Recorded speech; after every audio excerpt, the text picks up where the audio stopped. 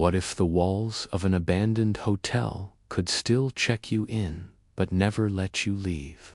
What if every locked door was unlocked for you because something inside wanted you to come closer? Tonight, 3 true-style horror stories from a hotel that should have been demolished long ago.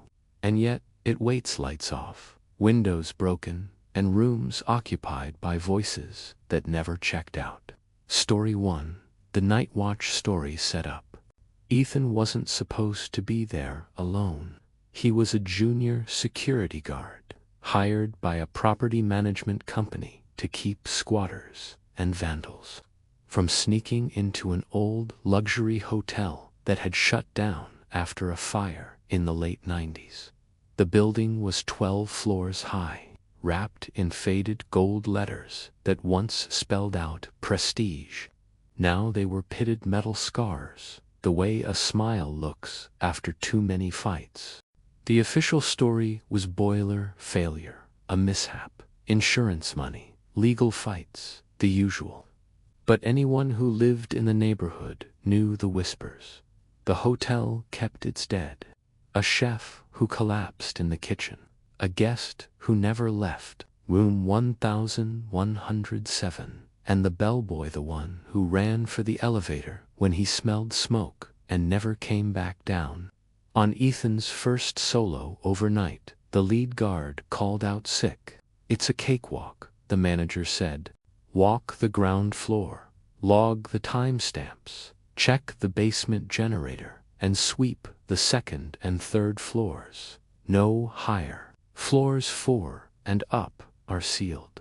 Ethan nodded, took the keys, took the flashlight, and told himself, rules are rules. At 12:04 a.m., he logged in by the front desk. The lobby was a cavern, chandeliers like cobwebs of cracked crystal, velvet chairs bruised with mold, a carpet that once showed a reddened gold pattern now faded to a map of damp continents.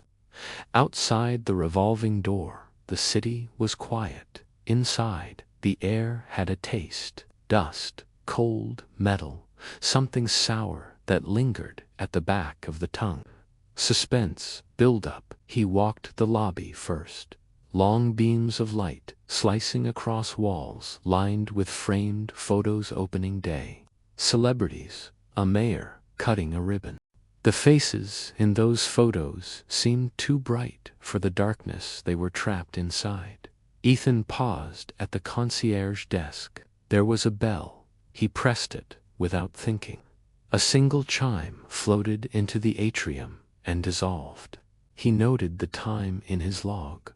12:11 a.m. He moved to the service corridor. The door to the basement stairwell groaned as if waking. Stairs descended into concrete and the muffled hum of old machines. The generator wasn't running.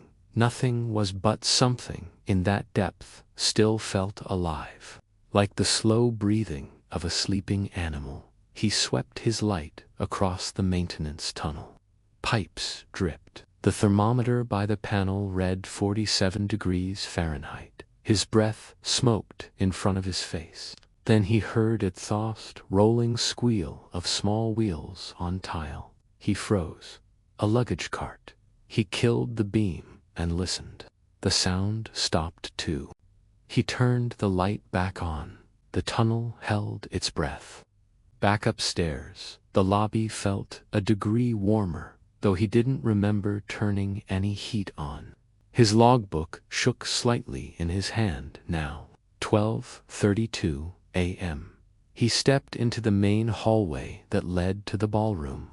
The doors stood open like broken teeth, one hanging from a single hinge. He aimed his light through and found a sea of white, dust sheets on banquet tables, sagging like sails in dead wind. On the far end, the stage curtain had collapsed into a heap of velvet, and then movement. From behind the curtain, the unmistakable sound of someone stepping down from the stage. The soles slid a little and corrected. Ethan's flashlight found nothing but curtain folds and the glitter of ground glass. He backed out, pulse in his throat. Ground floor clear. He lied into the walkie, knowing it was just him listening. He needed the comfort of his own voice. He chose the main staircase. The marble steps were cracked, threads of black running through veins of white. He climbed toward the second-floor landing, and that was when he saw the light. A glow from above, faint and warm. Impossible. "The fourth floor is sealed," he murmured, as if saying it could make it true everywhere. But the light was not on the fourth floor, it was higher. A soft yellow halo spilling from one of the top floors into the central atrium, like a lamp left on in a room that never learned how to end its shift. "Rules," said second and third only, but a question hooked behind his ribs and pulled. "If the power is dead, who turned that on?" Climax, scary moment. He reached the second floor and swept each corridor in a hurry. Nothing but wallpaper peeled into tongues and doors padlocked with bright new chains. His beam caught a number plate, 207. A child's drawing was taped crookedly to the door, something that might have been a cat. Ethan stepped back fast, as if the door had flinched. Third floor, same routine. He logged the time. 1:03 a.m. He should have turned back. He didn't. He took the stairs to the fourth floor. A chain and padlock wrapped the landing door, as promised. But from the seam, a colder draft slid across his knuckles. He leaned close and heard, very lightly, the sound of water running like a bath left on in a room down the hall. He tried the handle, knowing it was useless. The door nudged an inch. The chain sagged, unhooked, and fell quietly to the floor. The padlock did not clang. It placed itself down, gently, as if a palm had cushioned it. Every hair on his arms rose. He opened the door. The fourth-floor corridor was narrower, lit by a light that existed but did not have a source. No bulbs glowed. Still, he could see. The carpet here was less ruined, the walls less peeled. A breeze gossiped softly along the hall. And that sound of water closer now came from room 412. The door was ajar. Inside, darkness deeper than the corridor light. He pushed it open with 2 fingers. His flashlight made a cone that shook across a bedroom trapped in time. A wide bed, a floral spread, a telephone with real bells, a tray with 2 glasses. In the bathroom, something gurgled. He stepped in. The door drifted shut behind him with the softest touch, as if careful not to disturb a sleeping guest. He aimed the beam into the bathroom. The tub had been filled. Clear water, steaming gently, but the air was cold. On the fogged mirror, writing letters drawn by a fingertip that had no warmth. Checked in. He swallowed. "Who's here?" The question left his mouth smaller than it felt in his chest. From the bedroom, a luggage cart creaked. Ethan spun. The flashlight caught a polished brass bar and a stack of folded towels that had been there. On the top towel, a key lay face up, heavy and old-fashioned. The tag, 1107, room 1107, the one in the stories. The temperature plunged. The steam from the bath thickened and then stopped. The water stilled to glass. From the hallway, a distant bell rang 3 times. The concierge bell he had pre-answered at last. He backed into the bathroom door and felt it breathe against his spine, sucking inward like the hotel had taken a slow, pleased inhale. He grabbed the key without thinking and bolted for the hall. The corridor changed. It lengthened, a trick of perspective that felt like running in a dream with shoes full of sand. The elevator at the end dinged softly, and its doors opened to reveal a black throat. He chose the stairs. Up to 10. The air thinned and grew strangely scented soap, old flowers, the sweet chemical of disinfectant. Floor 11. The corridor sign had an extra tarnished shine, as if someone polished it daily. Room 1107 stood with its door closed, and its number plate polished bright. Ethan held up the key. His hand shook so badly, the metal clicked against the tag. He didn't want to, but the key did. It wanted the lock, the way a tongue wants, a cracked tooth. He slid it in, turned. The door opened to a room preserved too well. Bed made, curtains drawn against a night that didn't move. A tray by the window held a silver dome. Next to it, a bell like the one downstairs. Something moved in the mirror. Ethan faced it. His reflection looked thinner, paler, his breath clouding around his mouth. Then a second shape slid into the frame behind him, a man in a bellhop jacket from another century. Face a little too smooth, eyes a little too wide. The jacket was smudged with soot. "Your bags, sir," the bellhop said. His mouth didn't fully open when he spoke. The words squeezed out of a smile. "I'm not staying," Ethan said, not meaning to whisper, but doing it anyway. "But you checked in," the bellhop replied, and his head tilted like a puppet's when a string is tugged at the wrong angle. The bell on the tray rang by itself, once sharply. The silver dome shivered. Ethan yanked it up. Underneath, there was a key ring with a dozen tags. 207, 412, bellroom boiler. And one tag, with no number at all, lonely, the hotel's name, engraved shallowly, as if the metal had tried to forget. Ethan dropped the dome, and the room exhaled. The curtains fluttered with no wind. From the bathroom came a soft, continuous dripping. He backed away, toward the door, and the door closed itself, pressing the latch with a courteous click. The bellhop smiled wider. "We do not recommend the stairs after midnight," he said. "Housekeeping is working." "Working where?" "In the halls." Ethan reached for the door. The wood under his palm felt warm, like the skin of a living animal. The key twisted from the inside. The lock turned. He jerked it open and ran.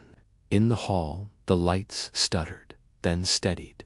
A maid's cart stood midway down the corridor, neatly stocked with folded sheets that looked too white.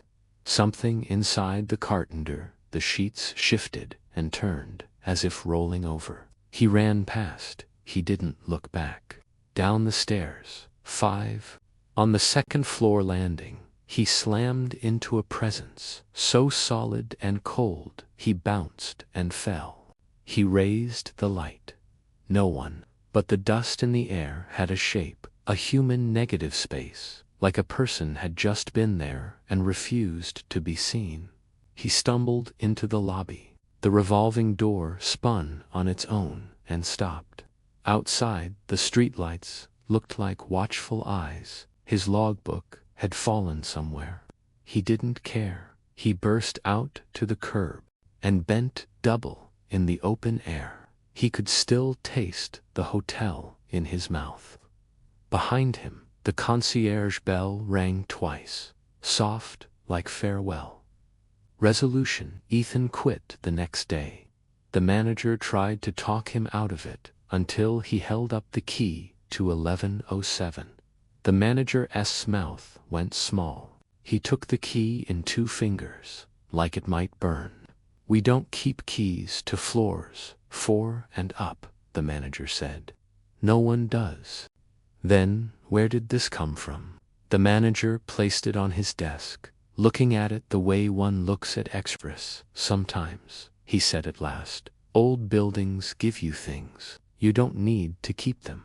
Ethan left it there. He left the city. But sometimes, in the middle of a new night, in a new town, he hears the soft squeal of a luggage cart on tile, and knows he didn't tea leave fast enough. Story 2. Room with a View. Story set up Maya and her cousin Imran were urban explorers with a YouTube channel big enough to make their parents anxious. They chased forgotten places, factories, theaters, schools with trees growing out of classroom floors. The hotel was supposed to be a quick walkthrough, a teaser for a longer series. We'll be in and out, Maya promised. Golden hour, light, dust motes, easy clicks. They entered at sunset through a service door with a hinge, so tired it sighed. The lobby returned their footsteps to them like doubts. Maya ran her camera lightly. Wide shot of the chandelier, close-up of a broken mirror swallowing a sliver of sky. Tilt down to a registration ledger still open to a page where every name had blurred as if it had wept itself away. They climbed in daylight to catch the atrium's curve. On the 6th floor railing, someone had written with a finger in dust, "View from 9-6." Imran laughed. "Fans," he said. "We're famous." Maya filmed the words for B-roll. She didn't like the way the dust wrote back. Suspense built up. Floor 9 was a long rectangle sliced by the atrium. The room numbers marched in both directions. 901, 903, 905. The doors were wrist-sore to push open, but the rooms looked good on camera. Ruined decadence, wallpaper like old theater makeup. Birds had made nests in lampshades. Someone had painted a single eye inside a closet. They found 906 with the door cracked. Inside, the walls weren't wrecked. They were clean. The bed was made. A vase by the window held flowers made of pages torn from a book, rolled and folded into roses. The pages were in French. Maya filmed, panning slowly, her breath a metronome in the microphone. The window looked out across the city at a new hotel, glass and confidence. Between old and new hung a slice of bruised sky. The view was perfect. "Score," Imran said. "Thumbnail city." He set up a tripod. Maya checked audio levels. That was when the door clicked shut by itself. They both looked. "Draft," Imran said. His voice sounded friendly with effort. The room had no draft. The air was still, heavy.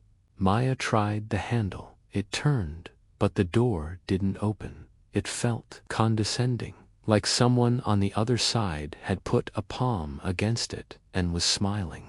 "Okay," she said softly. "We're not trapped, we're just invited to stay." Imran grinned, but it didn't reach his eyes. "Tillyer's love, repeat customers." Maya raised the camera again. The viewfinder caught a reflection in the window, the room, their shapes, and behind them. Just for a blink, the figure of a woman in a dark dress, standing near the wardrobe with her head bowed as if listening to a prayer set against the inside of a coffin. Maya lowered the camera. The room was as it was.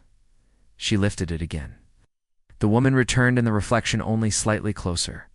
The audio picked up a light shiver of sound, like a long, soft inhale through teeth. "Do you hear that?" Maya asked. "Yeah." Imran's voice had lost its joke. "Where's it coming from? The wardrobe, maybe? Or the floor under the bed? Or the vents?" Maya stepped toward the wardrobe. The roses in the vase rustled and settled, as if reacting to a breeze that didn't exist. She opened the wardrobe.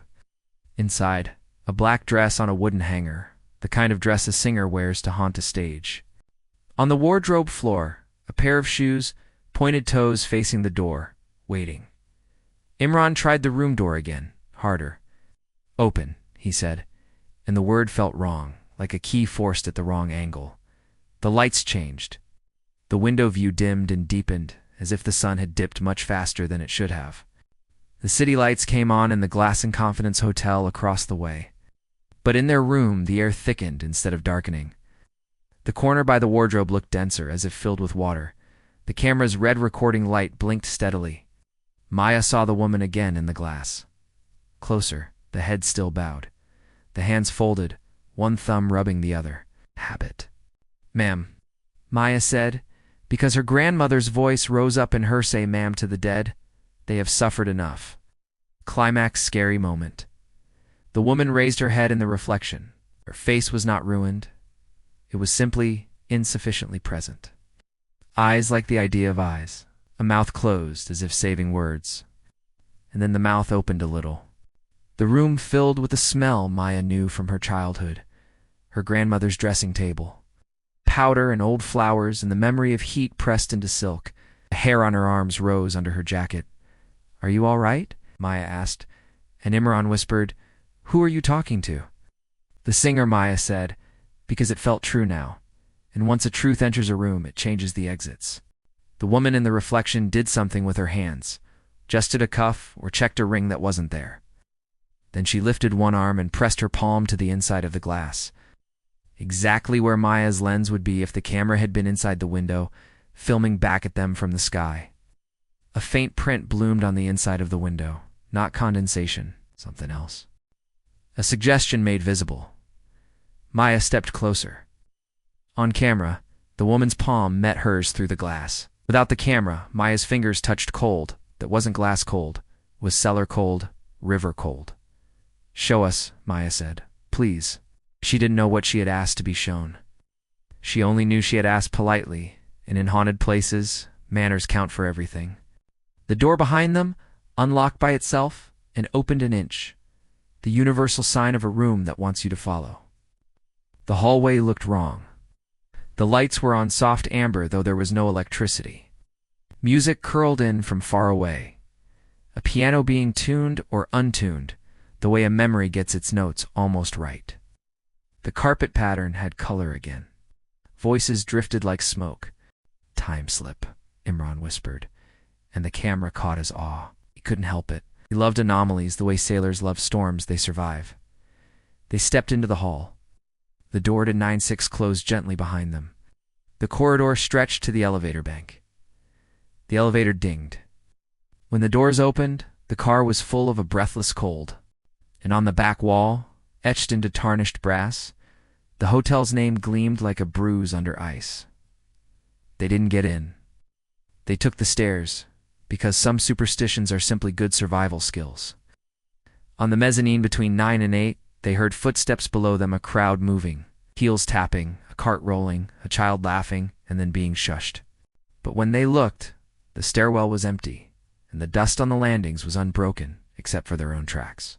They reached the lobby. It was not the ruin they had entered. For a moment no longer than a blink, and yet longer than a thought, the chandeliers burned white. The front desk had a man behind it, wearing a carnation in his lapel. People crossed the marble a bellhop, passed with a trunk strapped to a cart. Then the scene stuttered, like a film skipping frames, and everything was empty again.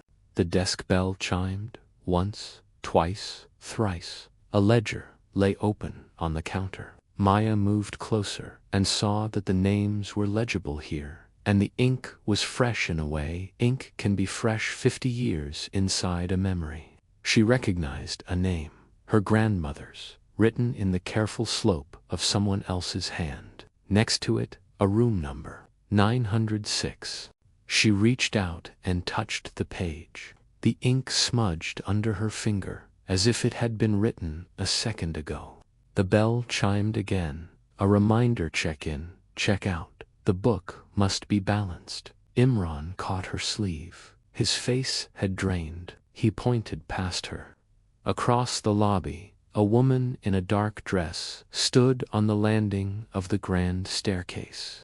She looked exactly as she had in the reflection. She looked exactly like the woman in a photograph Maya had seen in a box of family things labeled before. Her grandmother at 24, the same dress, the same folded hands. Maya's mouth formed the word without sound, Nani. The woman turned her head a fraction, as if hearing the thought come through like radio static.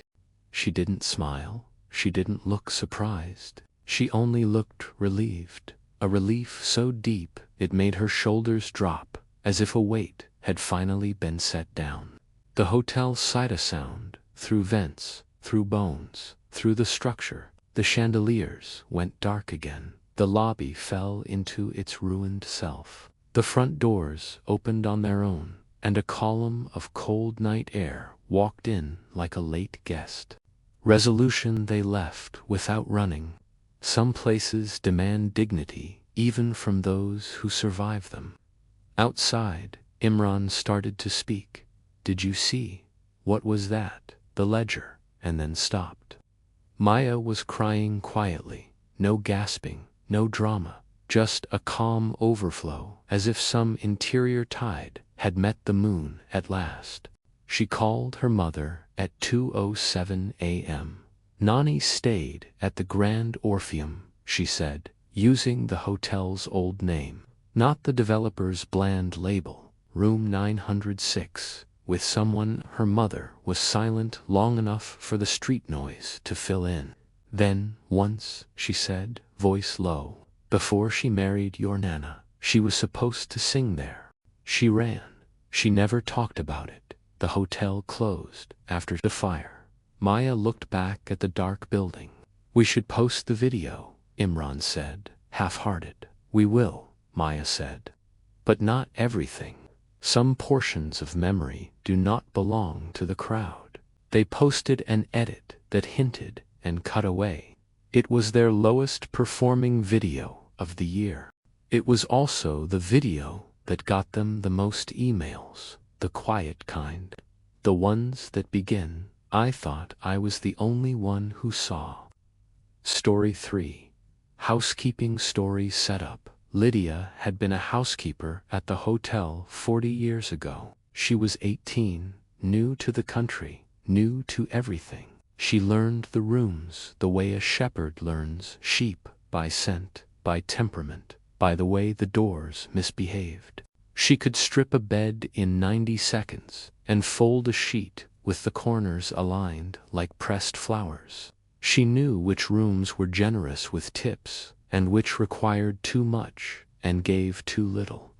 On the night of the fire, she had been on 11:01 pushing her cart toward 11:07 when the alarm stuttered once, then began to scream. Smoke came through the vents like a rumor that suddenly was fact.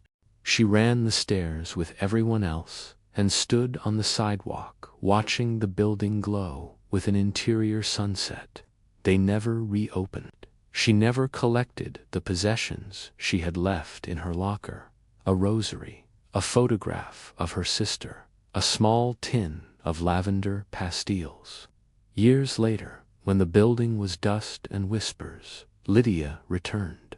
Not for sentiment, for a particular piece of closure that had followed her into every apartment, every job, every quiet afternoon nap when the world is thin. She came during daylight with permission papers she had convinced a clerk to stamp. A property manager's assistant let her in with a shrug. "Take care," he said.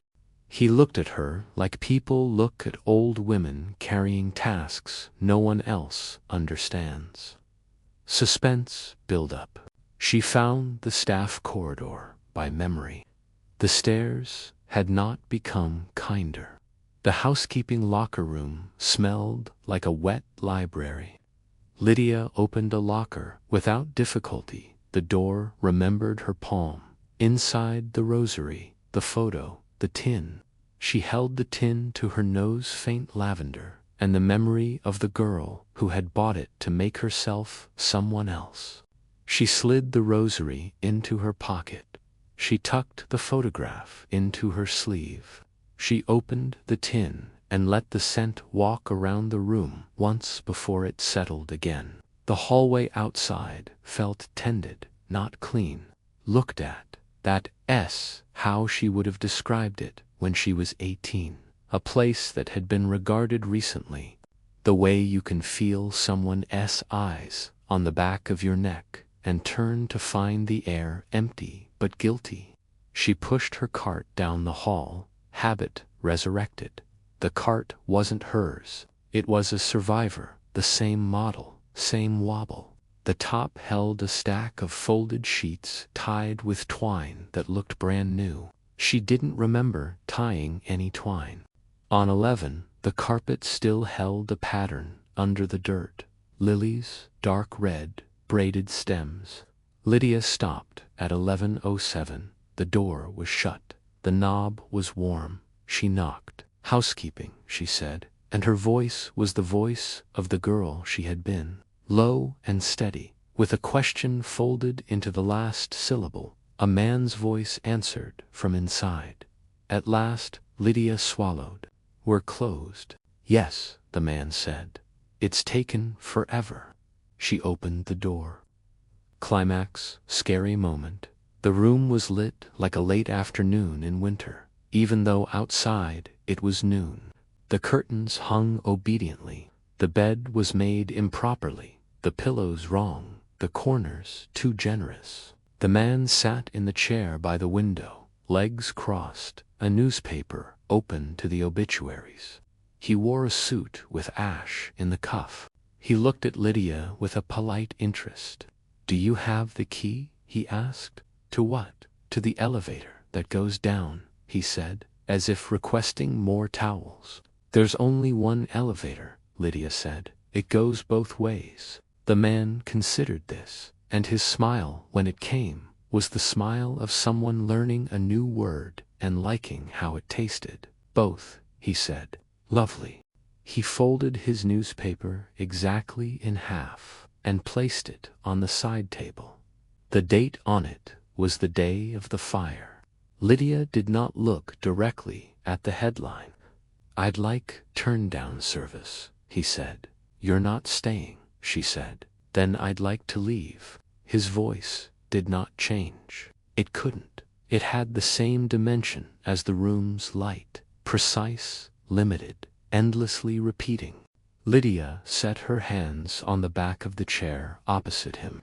"Which key do you need?" "Something to open what isn't opening." She thought of the elevator doors that had stayed shut, while a bellhop banged his fists against them until the bones in his hands creaked. She thought of the stairwell that filled with smoke in thin layers, like silk stacked on silk. She thought of a dozen doors on 11 that had never been opened again. Lydia reached into the pocket of her housekeeping dress and found, without surprise, a ring of keys that she had not brought with her. They were heavier than they looked. The tags were worn thin. She had never seen these keys, and she had used them 1,000 times. She lifted one tag to the light. It said, "Service." The man watched her with the calm of someone watching, whether from a high window. "Will it hurt?" he asked. "What, the leaving?" "It always hurts," Lydia said, because she had learned that in a dozen small ways, but only at the edges. "Which edges?" "The ones you've worn very smooth." He stood. Ash fell from his cuff and vanished before it touched the carpet. He offered her his arm, as if to escort her to a dance. Lydia ignored the arm and opened the door. The hallway looked like it had on the day before the fire. Soft lights, air that had learned how to be cool without cruelty. Somewhere, someone was singing scales, sliding the voice up and down a stairway only she could see. They walked toward the service elevator. The button lit when Lydia pressed it. She did not expect that. The doors opened. Inside, the car smelled like brass and old electricity. "Down," the man said. "Down," Lydia agreed. The elevator moved, or perhaps it stayed, and the floors moved around it like cards in a clever dealer's hands. The sensation in Lydia's stomach was the same either way. The man stood very still, as if afraid to disturb the exact posture that maintained him. At the basement, the doors opened to a corridor of pale tile and low ceilings. Lydia led the way to the door with no number. The door no guest ever saw. The key labeled service fit. She turned it. Something sighed. Beyond the door, a long room with rolling rails and laundry chutes. In the far wall, where the washers once stood, a wide open mouth of darkness, like a tunnel, like a river of air. It hummed complicatedly, a chord made of 1,000 small noises, whispers, carts, footsteps, steam. The man stopped at the threshold. "You're sure?" he said. "No," Lydia said. "But this is the way." He nodded. He took a step forward, and then another. As he passed her, his shoulder brushed hers, and for a fraction of a moment, no longer than a blink, exactly as long as a thought, Lydia felt herself very strongly at 18 again, holding a stack of sheets tighter than necessary. Then the sensation let go. The man walked into the dark. It received him the way the sea receives a coin. A small gleam, a sound that could be gratitude, and then the water looks exactly the same as it did before. The chord in the air changed key. It found a resolution that had been looking for itself for years. The room brightened by a measurable degree. Lydia closed the door and locked it. She took the key off the ring and set it on the folding table. The metal warmed under her palm. Resolution. She rode the elevator back to 11. The corridor was itself again. Dead bulbs, a stain shaped like a country with a gulf, the long scuff of a suitcase dragged in panic. Lydia pushed the cart back toward the stairs. At 11:07, she paused. The door stood open a crack. Inside, the bed was made properly. The pillows were right. The corners were crisp enough to lift with a fingernail. On the side table, the newspaper had become blank pages, stacked neatly. The headline was gone. Lydia closed the door and left the building at 1:11 p.m. She handed the stamped permission paper back to the assistant at the curb. "Find what you needed?" he asked, polite by habit, uninterested by design. "Yes," she said. "And something else we didn't know we'd lost." That night, in her apartment, she put the rosary by her bed. She called her sister and left a message, because time zones are also tunnels with their own rules. She slept without smoke for the first time in decades. Outro: lingering mystery. Some buildings hold history. Others host. It set the table, pour the wine, keep the rooms at a temperature memory prefers. The abandoned hotel on the corner of a life can become a place you visit even after you move away. It lives in the sound of small wheels on tile, in the polite smile of a man who forgot how to leave in the roses. Made of torn pages that hold their shape against a draft no one else can feel. If you ever pass a hotel that should not be standing, and a single light is on in a high window, don't go in. Or, do on, keep your manners. Say ma'am to the singer. Thank the bellhop. Knock before you enter. 11:07. And if you hear a bell ringing after midnight, know that you are not the only one awake. Call to action. Have you ever stepped into a place that felt paused, a room that waited for you? If you've had an experience like this, especially in an old hotel, share your story below. And if you're new here, subscribe for more true style hauntings every week. Your whispers keep the lights on.